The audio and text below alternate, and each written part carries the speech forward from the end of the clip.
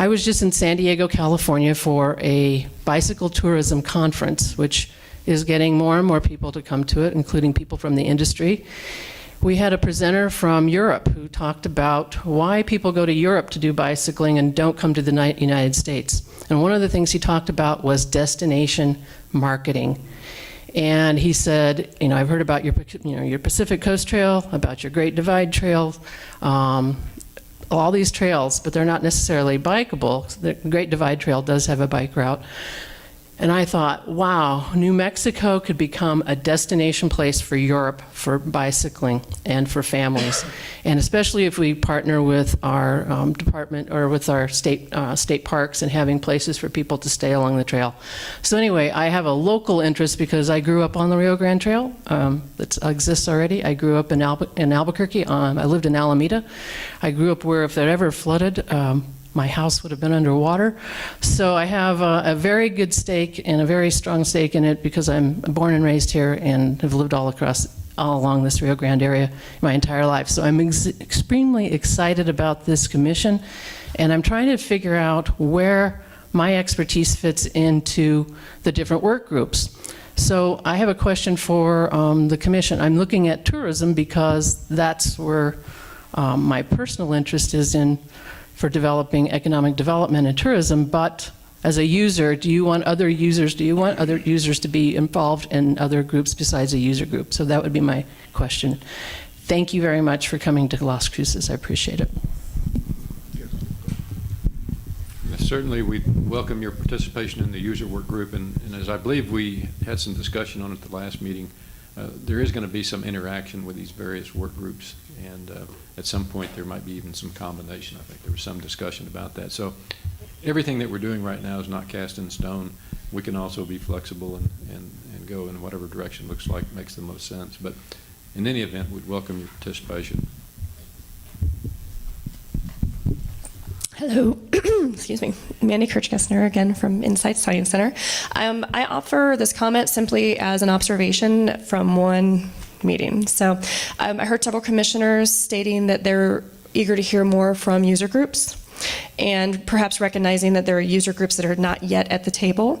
And so this discussion, I don't mean to open up a can of worms about Facebook and its appropriateness. I would highly, highly encourage you to look at Facebook groups. Not a page, but forming a group, perhaps by the regions that are being proposed. Because if you're, right now, teachers can't come to these meetings perhaps, but they're a huge stakeholder. And if you're encouraging New Mexico's youth to get out in nature, you need to have teachers at the table. There are a lot of people that can help reel in more users, and you can get a lot of information in a short period of time and see how the dialogue flows and comes to conclusion without a whole lot of intervention. So if you're looking to get Facebook active, that was just a suggestion that I might have to solve one of the challenges that you're facing.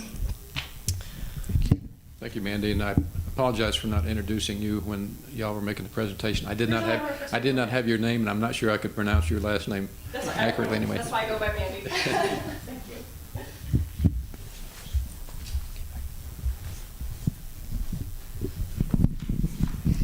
Good morning. I'm Bonnie Bagley. You saw me in Taos, and I represent happily the horse community of New Mexico, the New Mexico Horse Council, Backcountry Horsemen of New Mexico, the Corrales Equestrian Advisory Commission, et cetera, and give pony rides to all your kids. So anyway, we stand ready to support this trail gladly, happily, and with arms or hoofs outstretched.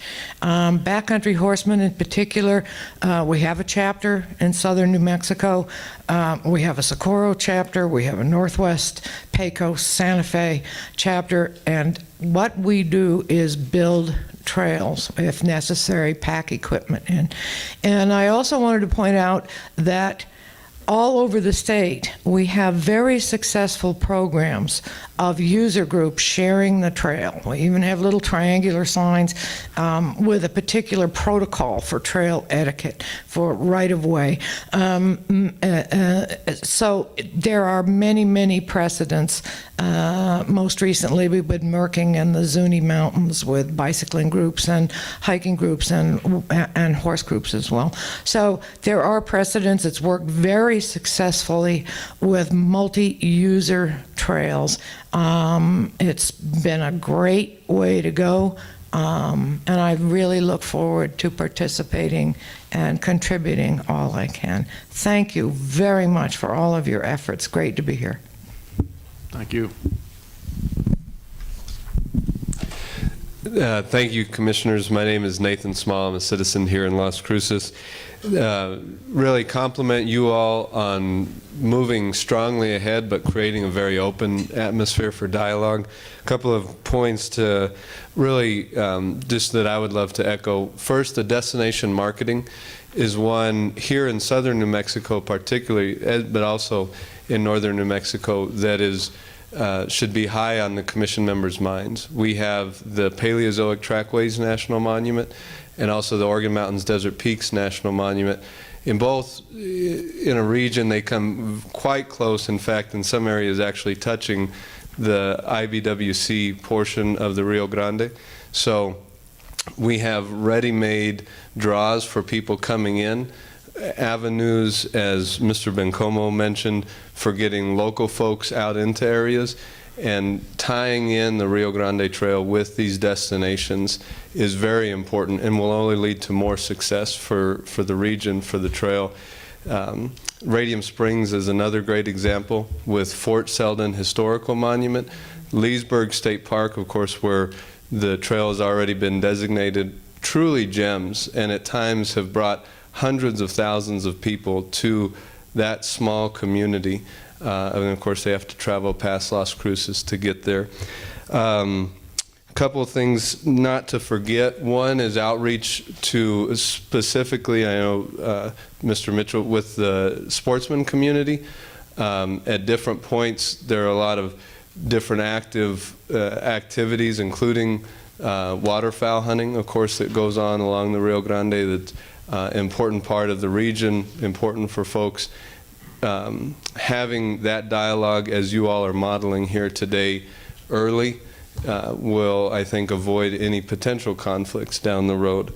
And it was a great point mentioned by Ms. Bagley regarding backcountry horsemen. And here there's the Soledad Canyon recreation area, which is up there in the Organ Mountains, one of the great places to go. That trail was largely constructed by backcountry horsemen, the chapter down here. So this is a great model. Keep pushing it forward and keep creating that space for open dialogue like we're seeing here today. Thank you. Thank you.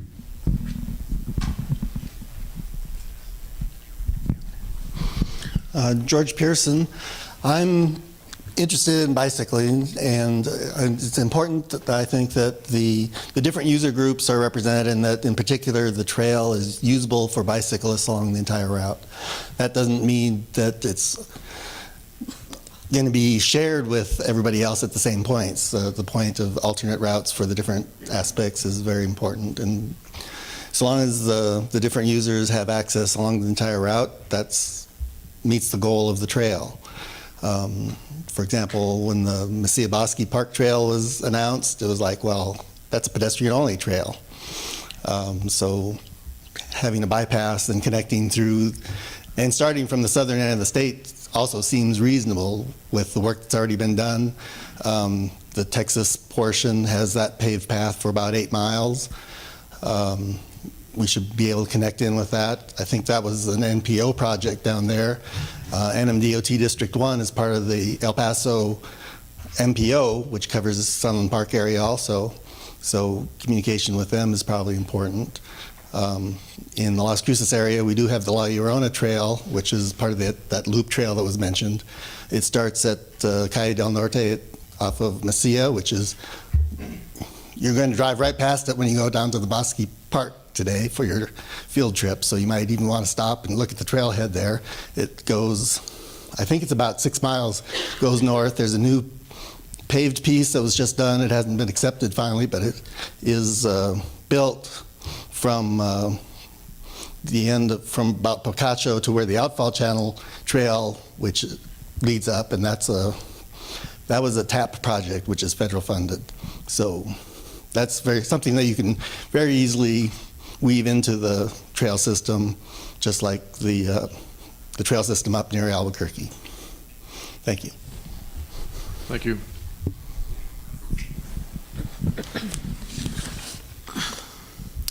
I'm Pat Bowles with the Lower Rio Grande chapter of Backcountry Horsemen, and I just wanted to make a suggestion that because this is going to be a long distance trail for many users, and there are horsemen who would want to use this trail the whole way, that would require pack horse involvement, and that you might want to use the trail specifications of the Forest Service for that, because 4 feet wide is not going to be wide enough in those places where it's not wide open country. So that's just a suggestion for the future, and we thank you very much for the whole deal. It's going to be a great trail. Thank you. Hi there, Carlos Rivas with Run Culture and Outdoor Enthusiast. One question that we've been asked through the running, walking community, going through areas such as Bosque State Park and whatnot, which do require a fee, will that be waived as you skirt along the Rio Grande path, or has that been taken into consideration? Thank you, Mr. Chairman. We actually haven't been talking too much about fees yet. Currently, I will say within our state parks, you will be asked to pay the fee. It's $5 for day use for a whole car of folks. So we have very reasonable fees in our state park system. But I do think that that's something that we'll need to take into consideration of how, because we have a lot of different land management agencies with different fee structures and then private property. So we'll have to take that into consideration. Yeah. Walk-ins are free to a New Mexico state park, so that's true. So if you walk into a state park, it is free. In relation to that same topic, I'm Kenny Coppage, New Mexico State University. Many land managing agencies that I want to participate in with my students at New Mexico State, I have to apply for a commercial permit just because of the way that we run our program. A trail such as this would be a great resource for university students to travel on, to take trips on. And I would ask for your consideration of not requiring a commercial permit to use this trail, but some other kind of educational use permit that we'd still pay a fee, but it would be a much easier and more streamlined process for universities and other educational organizations to use. Another mention towards Senator Cisneros, the LiDAR technology has also been used in, I don't know if you're aware of it, in the Fort Stanton Cave Study Project. Director Steve Pierman did a presentation for us at NMSU with that program. With the technology, he created a program called Caver Quest. We can actually use an avatar to travel through the cave, seeing everything that you would see if you were actually there using the LiDAR technology. It's really fantastic. You can run, walk, swim with your avatar, so that may be a consideration with that technology. Thank you. I just had a quick comment on the fees and the permits and such going through, especially for long distance travel across the whole state. I can know on the Pacific Crest Trail, the Pacific Crest Trail Alliance, they have a program so that you can apply for a long distance permit, which covers every single area and organization and land manager along that trail. It's a free permit, and it makes it way easier than having to go through every single location. So that may be something to look into for the future. Okay, thank you for that comment. Thank you. Hi, I'm Susana Santillan again with New Mexico Commission for the Deaf and Hard of Hearing. My main role is serving the deaf and hard of hearing community for New Mexico. And I was just thinking, what could I do here? Because we're like the one-stop shop in Las Cruces for persons that have hearing loss. And I'm sure there's a lot. My daughter and my son-in-law are deaf themselves.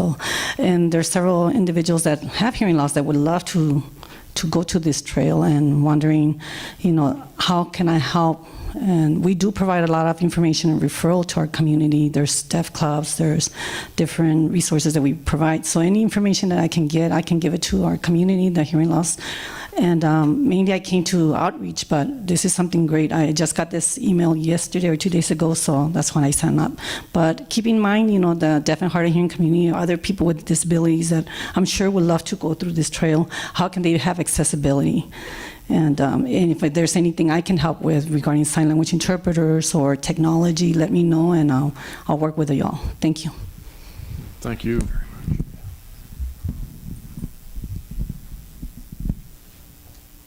Other comments from the public? Well, thank you all for participating, and I would encourage you to consider becoming active in some of the work groups, because once we really get going, that's where a lot of good stuff's going to be done. So we look forward to as much public participation as possible. I did want to mention that we do have a couple of other advisors that are not here today. We have Senator John Ryan and Representative Harper